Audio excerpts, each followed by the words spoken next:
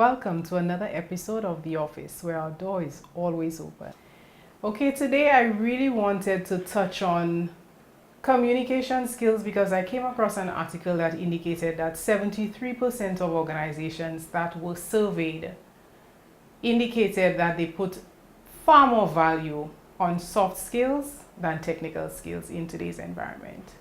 And so I felt that was interesting, and I wanted to just touch on that to demonstrate the importance of soft skills. Today I'm joined by two members of the Toastmasters Club here in St. Lucia, and I will have them share with you information about the club. I think most people associate the Toastmasters Club with public speaking. And we will talk about that and see how the Toastmasters Club assists persons in developing that very valuable skill, especially considering the fact that that trend is changing and we need more persons who are stronger in the communication skills area. Okay, so I would like to introduce my two very special guests. I have Miss Nadia Jules here. Hello. Hi, Nadia. Nadia is the Vice President Membership of the NIC Toastmasters. Yes, and Siobhan Bryan. Hello. Welcome. Thank you. Siobhan is the Vice President of Public Relations at the Public Service Toastmasters Club. Yes. Okay, so I didn't know that we had Two two. clubs. So I'm here learning together with my viewers. All right, so Yes. share with us a little bit about the history. Siobhan, can you tell us a little bit about Toastmasters, a little background, and what is the role really? Okay. Well, Toastmasters International is a non-profit educational organization that focuses on developing core competencies in people, such as public speaking, leadership, and confidence. The Toastmasters International organization was founded in 1924 by a gentleman named Ralph C. Smedley. And he did that initiative while he was employed with the YMCA. He saw a problem where he found that the young men he was working with, he found that it was very difficult for them to express themselves, and he saw the need to develop them as confident speakers. So he founded the Toastmasters group to develop their public speaking skills through a series of projects. The club itself was officially chartered as an organization in 1932, which is about 8 years later. And his expertise in public speaking was extended to form various clubs within the state of California. And over the next 10 years, he got several requests to have his teachings be expressed to other areas that saw the need in the demographic of that region. And over the next 30 years, he had 30 additional clubs founded. So by 1954, there were 30 Toastmasters clubs. And Toastmasters were only admitting males up until 1970. They started to admit females in 1980. And we are here today with 143 countries, over 357,000 members in 16,600 clubs. Wow, Yeah. That's impressive. Yes. All right, so we have to take our first break. When we come back, we will continue the conversation about the history of Toastmasters and how it can support our locals here. All right, so stay with us. Don't go anywhere. We'll be right back. The Office is brought to you by Renwick & Company Limited, Multi-Graphics powered by Expert Group and the Goddard Catering Group.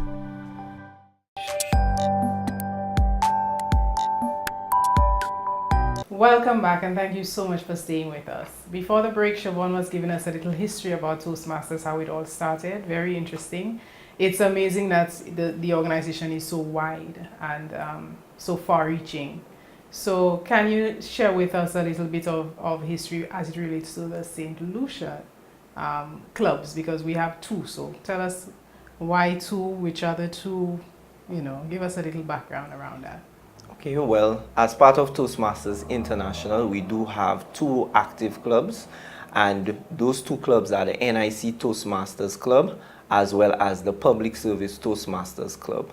The NIC Toastmasters Club was chartered in the year 1999 and it has been in existence up until this day.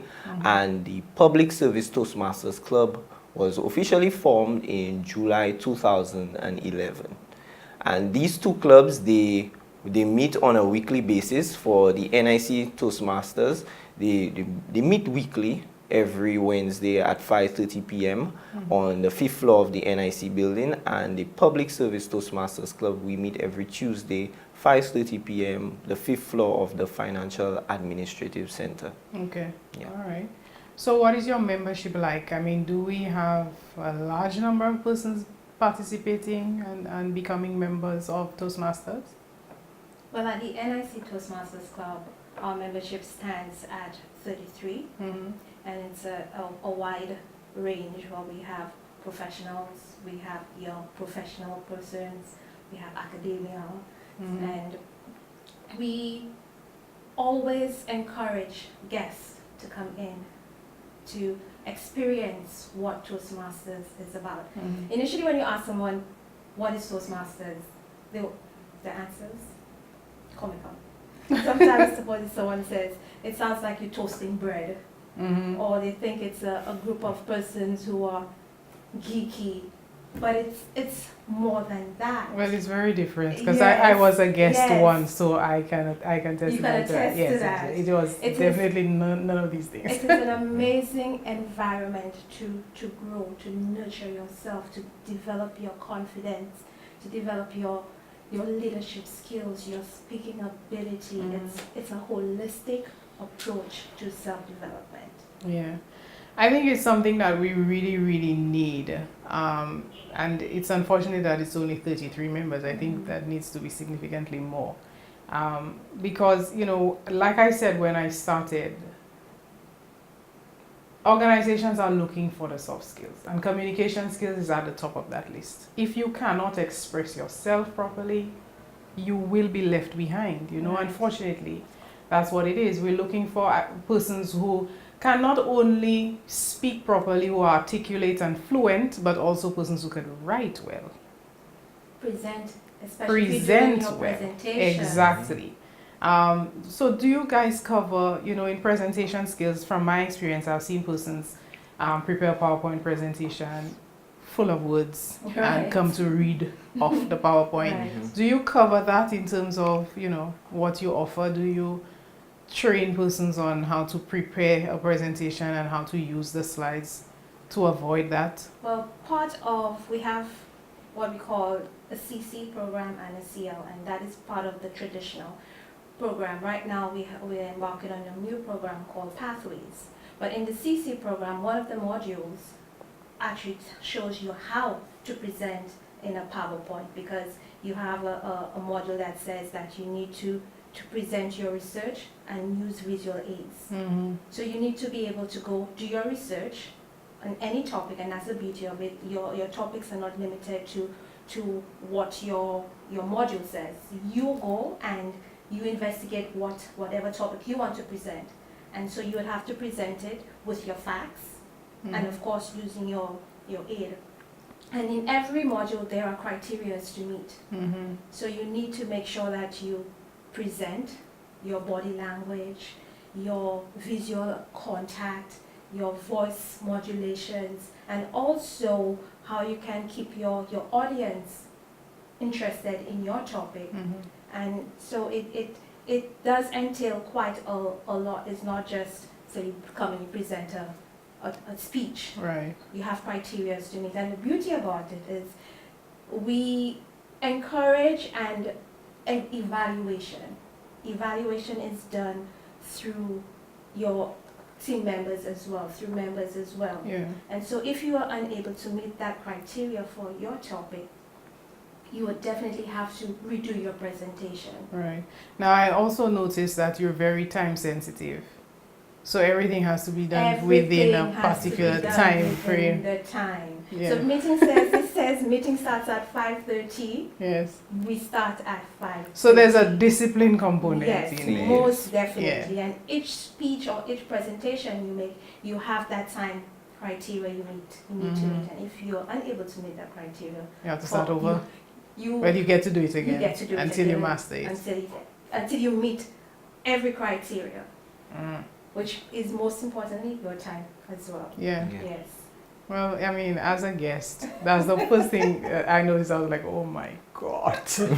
Like everything It's had a time. timed, Every right, single thing right. was timed. And it's very structured, and that's what I love about it. Yeah. It's very structured, so you have to go through the agenda as is, and Yeah. if there's any deviation through the agenda, then you need to ask for appeal for more time. Mm-hmm. And so there's a voting process. Right. So you just can't say, okay, it's 10 minutes late. No, that's not how it operates. I like that. So, you know, we're also addressing the St. Lucian time Yes. syndrome. Yes, definitely. You know, and that is good. We need to be able to touch more people to influence Yes, a change in that area. It's true. You have guests who come in and say, you start on time. Mhm. Yes, we start That's right. And end on time And too. we end on time too. Yes. Okay, well, I mean, understanding, well, most persons see TED Talks. Right. I came across TED Talks online, and I mean, I literally follow and listen to some of the presentations that I made. How does TED Talks differ from Toastmasters? Well, I wouldn't. There's so much of a comparison in terms of what you need to follow to become a public speaker. Mm-hmm. We do quite a lot of presentations, as every member needs to present a topic so that they could move forward. Right.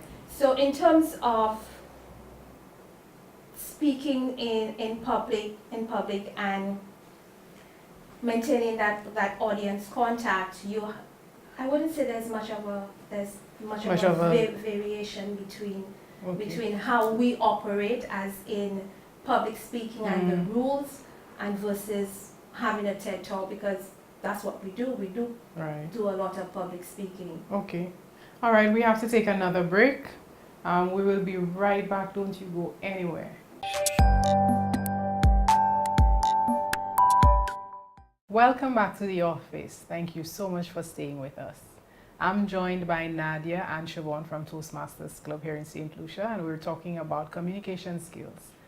So I want to invite both Siobhan and Nadia to share with us what the experience has been like for them being members of Toastmasters, just so that other persons who are thinking about becoming members, or anybody who is interested in developing their communication skills, their leadership skills, you know, so they can see what it's like, and is it something that they would want to join and be a part of. Definitely. My experience at the Public Service Toastmasters Club has been a roller coaster experience. I first was exposed to Toastmasters when I visited the NIC Toastmasters Club about 2 years ago. Mm-hmm. And my first impression was, wow, these people are very organized. And when I looked around the room throughout the course of the meeting, they were very confident speakers, people who came out and presented with power, with confidence, and the presentations varied, so it was not always here am I presenting and here you must listen, but there were different presentations, such as those presentations that would involve feedback, like if you're doing a sales proposal, if you're taking calls, how do you present an award, how do you accept an award. And also there are more informative presentations, there are also persuasive presentations, so you do not get the same projects, or you do not have the same type of speech being presented at every single meeting. Yeah. And over the course of the month that I visited, I was very impressed. And it took me some time, but I finally joined, and when I joined, I was on the other side of that barrier, because I was always attending as a guest, and I'm like, wow, maybe one day I want to be like these people. And now that I became a member, the expectation of me was to become just like them. Mm-hmm. But it was not that. What I learned was Toastmasters is a very self-paced program, where the education is not like a classroom where you're being taught how to speak, but based on the projects, like what Nadia mentioned earlier, you have different paths that you can take. In the Toastmasters program, you have one of two paths. You can take the communication path or the leadership path. Okay. The communication path would then help you to develop key skills in presentation, such as how to prepare a speech, your body language, your voice modulation, also your structure of your speech and how you present your message in terms of conviction, where you go high, where you go low, where you try to persuade people. And throughout your first 10 projects, you learn those key components. In the leadership aspect, you learn very important leadership skills such as timing, time management, how to manage a team, how to give effective feedback, how to coach. And you learn all of this by working with your fellow peers within the club. So there's no one coming to teach you how to do this. You learn it all at your own pace, and you learn it in a very relaxed environment, because Toastmasters is not intimidating at all. In my club, when we meet every week, we ensure that there's a greeting, everybody knows who's in the room, and then we await the education segment. That's where members present their speeches. And after the education segment, we have one of the most fun segments in Toastmasters called the Table Topics. So even if you're a guest and you're just visiting the club for the very first time or the 10th time, you have an opportunity to speak and present on a question or a scenario that has been thrown at you. Like, for example, you'll be at a Toastmasters meeting and they will say, what does the word success mean to you? And you have 2 to 3 minutes to present Your on response. that, on that response. And it's very good because you get to find out some skills that you never thought you had. You never realized that, wow, I could make up a story in 2 minutes, you know? And apart from that, the clubs are very close-knit. So when you join a Toastmasters club, you're not just joining a club to sharpen your skills, but you join in a family. Right. Toastmasters is very good with networking. So I might be very qualified in computer graphics, and then I meet someone who might need a graphic designer and she's a Toastmaster as well. It helps with networking. You never know who you might meet within your club who's able to help you in your extracurricular endeavors. And the Toastmasters club, brand, family, like I say, it's very good. You need to be a part of it to reap the full benefits. All right. So Nadia, what has it been like for you? I mean, I know that you live and breathe Toastmasters. So what has it been like? My initial search for, I was changing careers, and I needed something to assist me with that. I was trying to get into public relations, and so I figured, okay, maybe I should explore different options. And Toastmasters was recommended to me, and the first day I attended Toastmasters, a young lady by her name Renita was presenting her speech, and I was blown away. I said, yes, I want to be part of this. This is why I belong here. And you know, the club normally recommends that you attend 3 meetings. By the second meeting, I need to become a member. I said, no, attend another meeting. I said, no, I want to become a member now. You were sure? Yes, I was for sure, certain that was what I wanted to do, or who I wanted to be. And it has changed my life considerably. You see me and you see a very outgoing person, and I'm still reserved. So if I get into a crowd, I will be apprehensive, I'll be skeptical and watch. But now I could go into that crowd and present myself. And even someone who is introverted, becoming a Toastmaster gives you that confidence to speak, gives you that confidence to meet, the confidence to present yourself. And it's like I said, it's a holistic, because you're not the only one who's impacted. Your family, your friends are impacted with your newfound knowledge. Because at a meeting, we have what you call an accounter or a grammarian or a timer. These are the roles that people meet at every meeting. And one of the roles of the accounter is to count the number of verbal pauses that you make.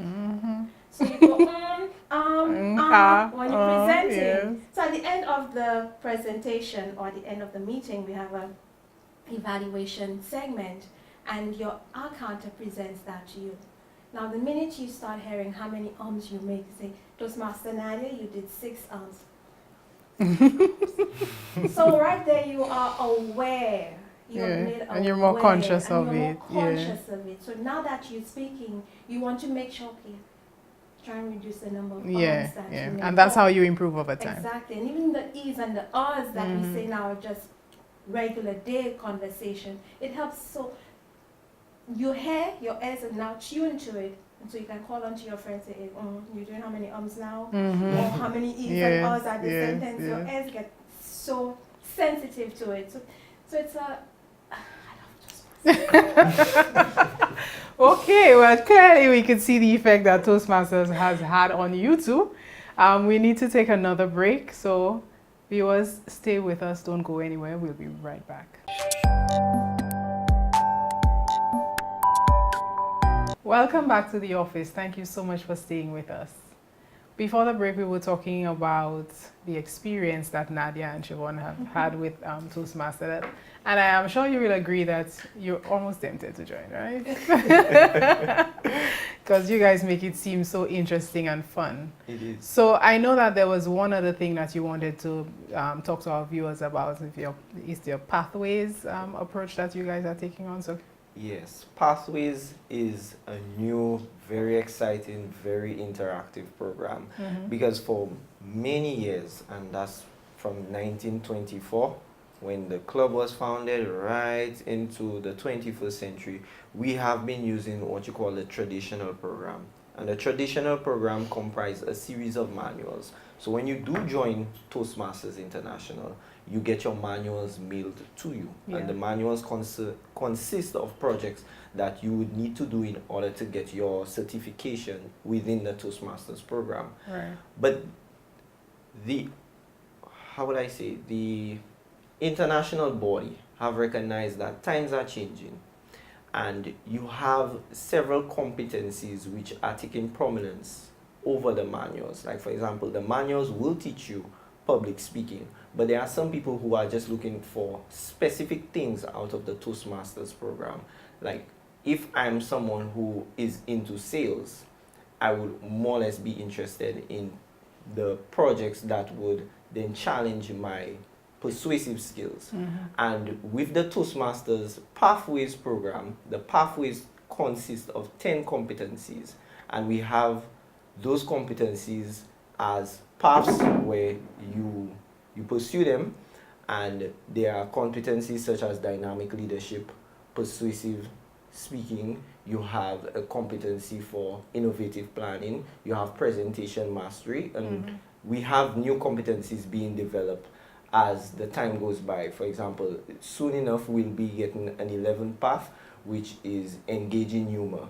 So those people who are just naturally comical in their presentations, who like stand-up comedy or like to present humorous presentations, that is a path for them. So that is what the Toastmasters Pathways is entail. All right, so sounds interesting. I think I'm gonna sign up, you know. So there you have it, viewers. Like I indicated from the very beginning, communication skills, top of the list. More and more organizations are paying attention to the soft skills and less of the technical skills. Technical skills are still important, yes, we're not arguing that. But beyond that, we need persons who can demonstrate the soft skills, and the communication skills is always at the top of the list. Everything we do is surrounded by communication. And I think a lot of our problems in the world are as a result of poor communication or a lack of communication. And so you need to take the onus on yourself, you know, develop, be eager enough to develop your skills. If you are an ambitious person looking for a new opportunity, here you have the Toastmasters Club ready and available to help you develop those core competencies. And, you know, what are the limits? None. Right? So until next time, please stay tuned. Follow us on social media, HRWiseInc.com, on Instagram, Facebook, LinkedIn. Remember, we're everywhere. Okay? Follow us. Pay attention to what's happening. There's a lot more coming your way for season 3 of The Office. Until next time, take care.